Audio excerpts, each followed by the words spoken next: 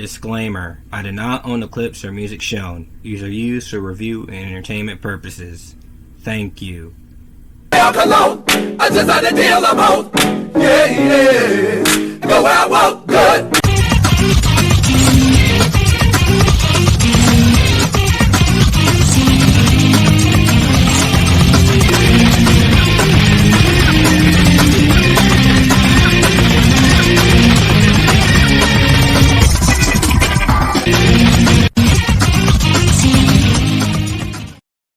Here he is. I can see. Hey. I can see. How's it going, man? How's it? Should be scared. You have no reason not to be.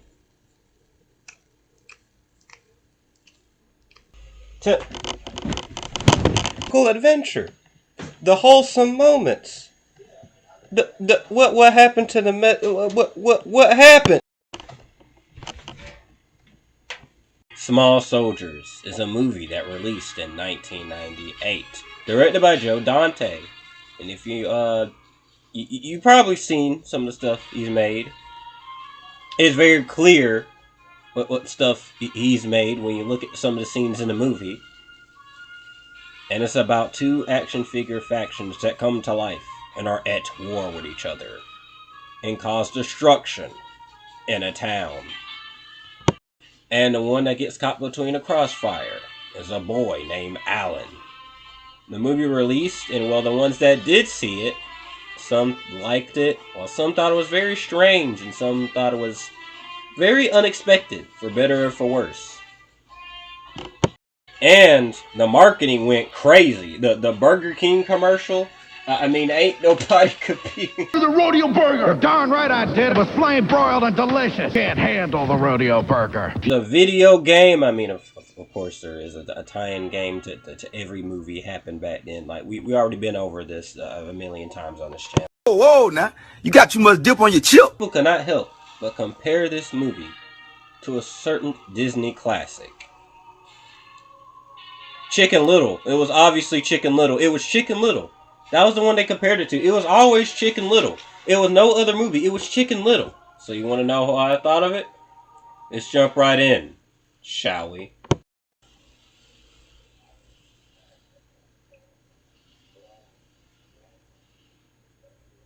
You know, a corporation named Globotech. And you see its CEO, Dennis Leary. Dennis Leary, like this guy pops in and pops out in the movie. He's just here, and he does his typical complaints. His complaints are really, really long, like, you know, Dennis Leary does. Has his employees, with one of them being David Cross. David Cross got tired of being a music producer and exploiting little chipmunks, so instead, they come up with ideas to make action figures come to life. They're putting chips in them to make them to come to life. And then you have Dennis Leary over here like, oh, you see, you know, nothing's gonna go wrong. The action figures that are gonna come to life, nothing's gonna go wrong. Nothing. Absolutely nothing. Because I'm Dennis Leary. And when Dennis Leary says it, it's gonna be right. It's gonna be fine. It's gonna be good. It's gonna be good. All of you are gonna be in the next Ice Age, just for this idea. You're gonna be in the next Ice Age.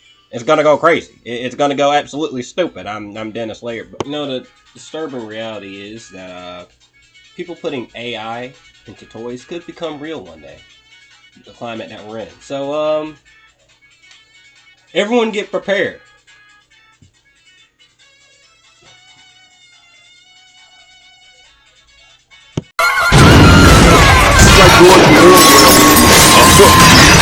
Then you get introduced to our protagonist, Alan, where he's in that yee-yee haircut that every white boy had in the 90s to the early 2000s.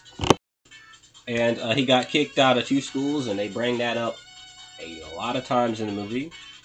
Not really see that many scenes where we're convinced, like, oh yeah, this is definitely why he got kicked out of schools. Most of the time, he's pretty much a normal kid.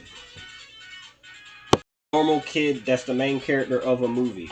Especially a movie from the 90s. Compared to other kids that are main characters in 90s movies, he is, like, pretty normal by comparison for what we see of him.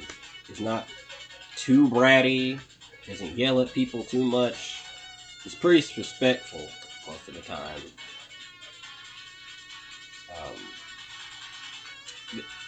Honestly, the kid from My Magic Dog was more rebellious. And he also has a crush on MJ. Yeah, MJ.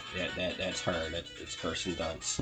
His life changes forever when he meets the Gorgonites, including Archer. Frog with the ginger ale. Frog with the ginger ale. Archer home, and some funny scenes ensue where he figure out he's alive. And also, Archer researches human history on very early internet. You're wondering what Alan's parents are like. Well, On with Wiki. I had a nickel for every time Kevin Dunn was in a movie where his son was caught between a war with two factions that heavily relied on CGI, and then there's explosions and stuff in the third act, and all while he's trying to impress a girl. I had 2 nickels, which isn't a lot, but it's weird that it's happened twice. Which I gotta applaud the movie for promoting it as if the army men, the commando elites, were the good guys, when in actuality, no, they're the villains of the movie. Like, they're everywhere in all the promotion. You would think, and no, they're the bad guys. Looking back, they look evil. So, I mean, and this guy, is this evil? Does this guy look evil? No. I gotta applaud them from twisting around, the audience expectations. No honey mustard. Eating a burger with no honey mustard. Eating a burger with no honey mustard. Them being bad guys,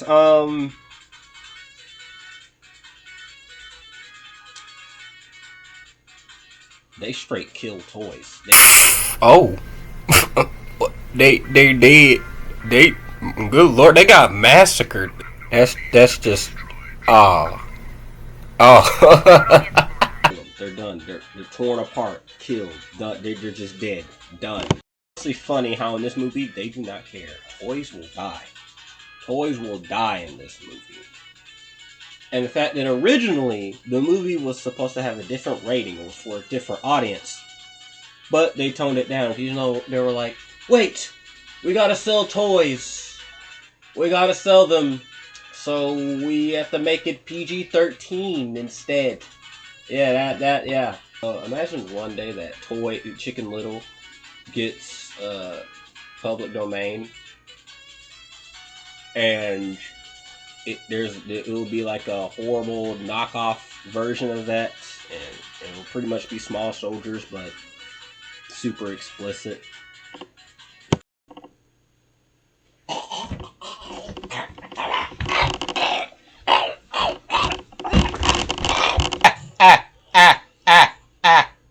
Oh yeah, even one of their soldiers died too. I miss you, Juice WRLD. I miss you, XXXTentacion. While the good guys stay at Alan's house, they have a bunch of silly, goofy scenes, and they're jumping around being silly, goofy. Because of course, why wouldn't they go silly, goofy? They're jumping around, hopping around, being silly, goofy, funny, fun times, funny, silly moments. They gotta be silly, funny, stupid, crazy. Then of course, Alan tries to convince his parents that the toys are alive, and they believe him instantly. They actually do. No, they don't. No, they don't. It's a typical, you have to believe me, Dad. The toys are alive, and they were going crazy. They're alive. See, move. Go ahead and try to move. And the toy doesn't move or anything, and then the parents are like, no, Alan, you're so stupid, dumb, and delusional. There's no toys alive. I'm so disappointed in you, son, because you're so disappointing. I can't believe this. If you're gonna keep this up, I'm taking away the PlayStation 1. I can't, in a movie, why, if I was smart and in a movie, I would be like, wait, I'm gonna keep this a secret. Parents come up, I'll be like, oh no, it's nothing, it's nothing, even though they would have later found it out anyway. Just to avoid a cliche. Just to simply avoid the cliche of them not believing me.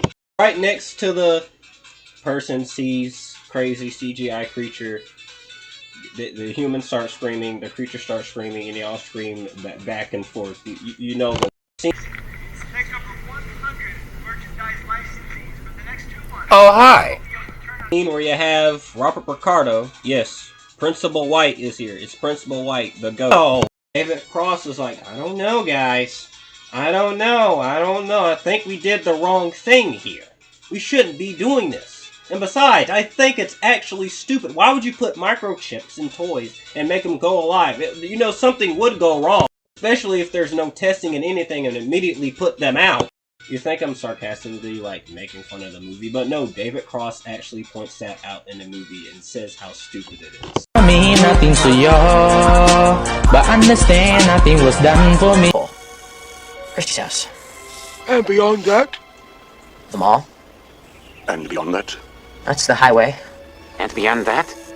About 1 million acres of farm.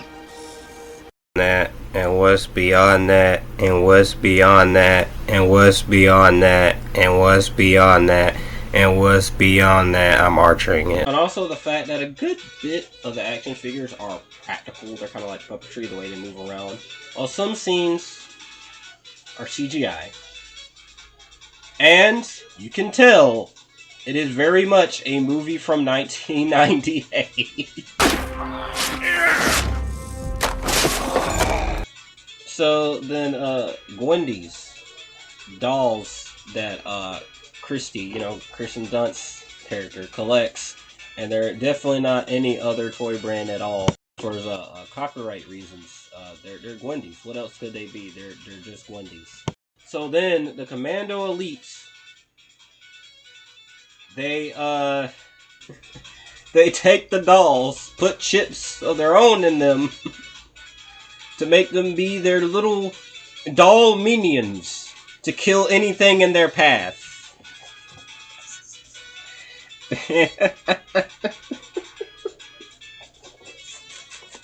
Them talk like they're Valley Girls, and they're like, "Oh my gosh, dude, we're gonna like totally kill everything and stuff." It's framed so creepily. You have Tommy Lee Jones as the Commando Elite's leader, Chip Hazard. That's his name. Remember him. Going on and talking like, oh yeah, there it is. We have them all now, ladies and gentlemen. We have our Barbie Wendy dude. The fact that some of the soldiers are over there ogling at the dolls sound like some old men at a gas station trying to catcall a 20-year-old. Hello, Dolly. Sweet stuff. Hubba. Britta, Tommy Lee Jones is great voice acting as Major Chip Hazard, and his character in general is very strange, but somewhat I kind of enjoy him. He's very, very weird, very interesting indeed. His little army of goons are interesting too. His goon deficiency is crazy. Then the dolls tie up Kirsten Dunst. Why was that in slow-mo? Why is that in slow-mo? Aww! Ugh. Let's see if her head comes off. Yeah. Scared. We're all scared. You'd have to be crazy not to be scared. Extremely creepy. I mean, it's supposed to be. It's intentional. That's something I'll give this movie over Star Kid. It's actually supposed to be creepy. My best friend covers balls and glitter. People ask me, they'd be like, why you be reviewing these strange movies? This is things like this. It's fun. It's fun. I couldn't review nothing normal. It's fun looking at movies like Steve and Alan have some more bonding moments, and they're like, alright, it's time to get rid of the Commando. They actually do have a bit of chemistry in this movie. You have the parents finally starting to believe Alan. But then they're like, I love you, son. Because... Or if after we cut from the toys being manufactured, we could have just saw Alan doing something that led to him getting kicked out of a certain school. Let him do something stupid. Let him prank a teacher or something like that. And they were like, oh, okay, this kid is crazy. And then it plays a factor into the movie. And then near the end, where he's teaming up with the Gorgonites, it can harken back to that. Or maybe have him open up with him moving into a new school. and he's about to do something crazy, but then a teacher or another student catches him, and he's like, "Hey, we already know what you did with the last school. Don't do it again." And then we had some fun scenes with, Archer and crew going around doing silly things at the school, like going through the vents or something like that. And then, in the third act, possibly have a little bit of something at the school. And then, near the end, everyone at the school start to respect something, instead of just bringing up 1,000 times that this kid has got kicked out of 2 schools. He is the most normal kid. Normal kid for a protagonist in a 1998 movie. Oh, you have the Gup Till 89 in the cut. How special. That's just insulting! Like, the dolls scare him, and he just runs away and never to be seen in the movie again. The big epic battle to stop the commando elites, they're going down, and the dolls. And the dolls gotta go down too. They all gotta go down. I've always hated these things. Huh?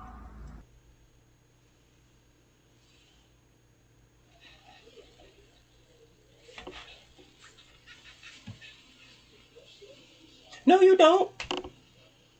No, you don't. No, you do not. You have 1,000 of them in your room. No, you do not. No, you do not. That is... No, you do not. Oh man, I sure hate Spider-Man.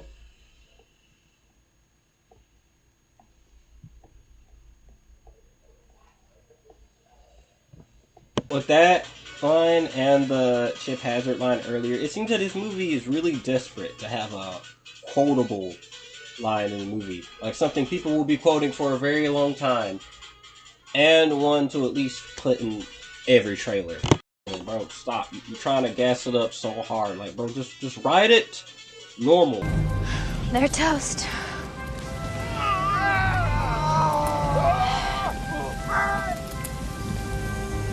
Think I can drive home? Good idea. Hey!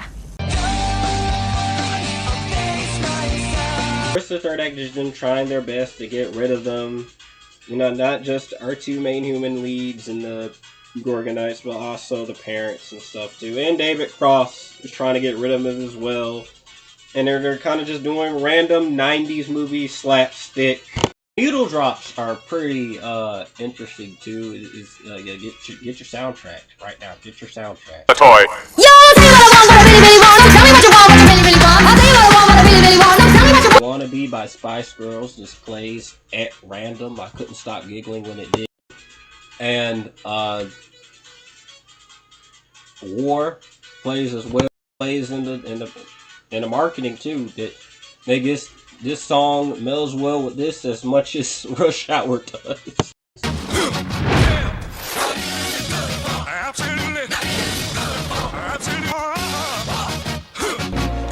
You stupid toy! What I'm talking about with the lines. You see what I'm saying. So then Alan has to say goodbye to his friends as they go find their oasis. Crazy stuff. Just know, never forget, Alan. When you look out the window, just know you've got a friend in me. Oh, brother, this guy stinks!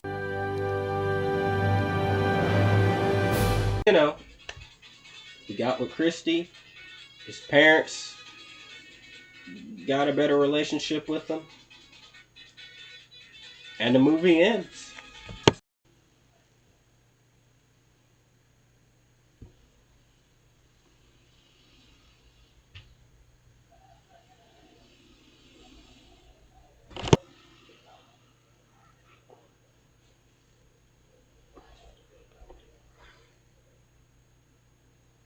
I'm glad I watched it. Oh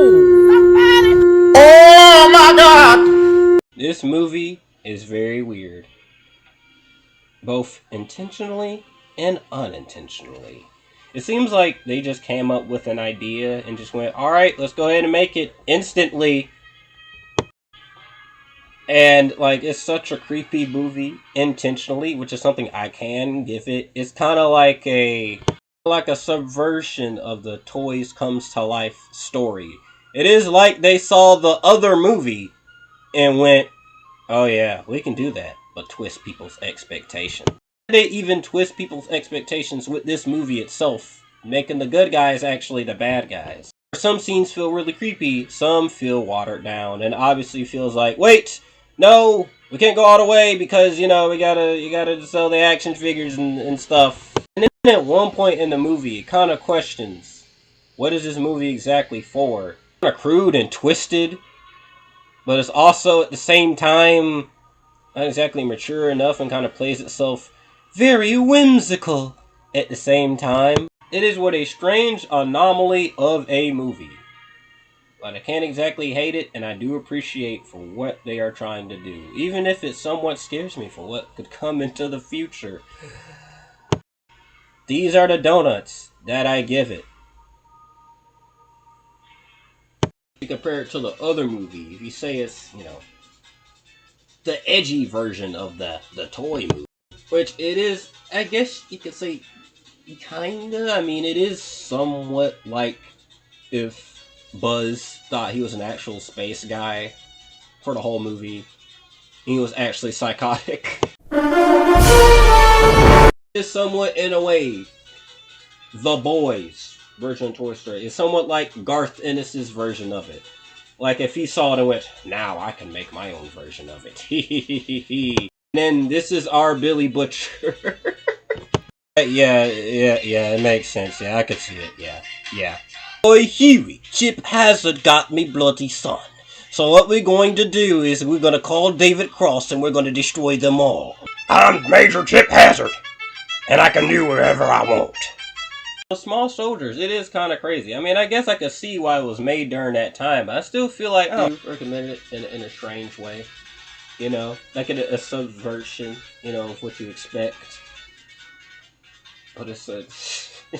I don't even know. I was silent after I watched the movie. And crazy enough, I'd even rewatch it, honestly. But yeah, very strange movie, very strange, and oh my god, bro, what do you, bro, alright.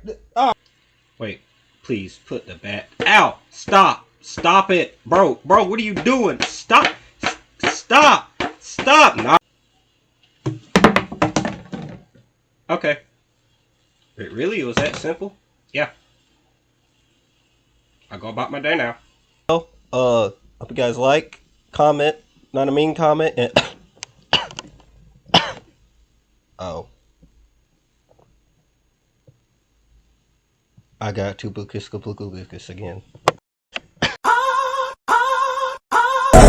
AI with the brains. AI with the... Boy, I got a brain inside of me. Yeah, I got a brain inside of me.